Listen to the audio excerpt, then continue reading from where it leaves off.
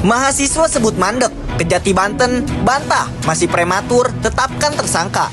Pernyataan mahasiswa yang mengatakan kasus dugaan korupsi DLH Tangsel mandek dibantah Kepala Seksi Penerangan Hukum Kejati Banten, Rangga Ade Kresna. Ia mengklaim bahwa kasusnya saat ini masih dalam tahap penyidikan. Menurutnya, Kejati tidak boleh gegabah dalam penetapan tersangka. Baik, klarifikasinya begini, penyidikan itu dimulai baru sebelum tanggal 4 Februari ya.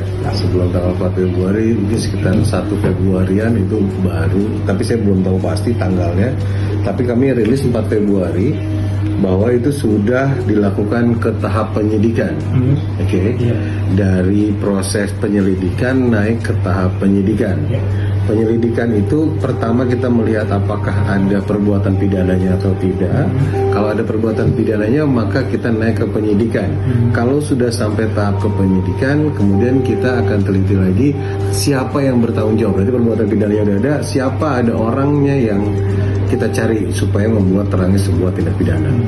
Jadi kalau misalnya tadi pertanyaannya Kejati dibilang responnya seperti apa, kita saat ini sedang berproses di penyidikan. Saat ini kita sudah lakukan penyidikan dan sudah memeriksa 5 orang saksi sampai sejauh 5 orang saksi. Dan kemudian kemarin pada tanggal 10 Februari juga kita sudah melakukan penggeledahan di 2 lokasi terkait perkara DLH tersebut. Menurut Rangga, terlalu prematur jika Kejati langsung menetapkan sebagai tersangka dalam kasus DLH Tangsel yang dinilai tahapannya baru dimulai. Sekali lagi tadi saya udah jawab ya, ini perkara baru dimulai. Perkara baru dimulai, tim baru mencari alat buktinya, makanya kemarin dilakukan penggeledahan. Dan dari penggeledahan kita ketemu alat-alat bukti untuk pendukung perkara ini. Nanti kita akan lihat perkembangannya gitu. Jadi kalau misalnya terlalu prematur, kalau dibilangin kok terlalu lambat sih penyidiknya untuk menetapkan tersangka, ya sabar. Kan kita masih berproses Pak, gitu ya. Kita nggak bisa untuk nangkep orang dan tangkap aja tanpa alat bukti, nggak bisa. Menetapkan seseorang jadi tersangka tanpa alat bukti itu pun melanggar hukum. Soal dugaan aliran-aliran bancakan uang hasil korupsi, Rangga mengklaim masih menunggu penyidikan lebih lanjut. Pak, ini kan nilai besar Pak.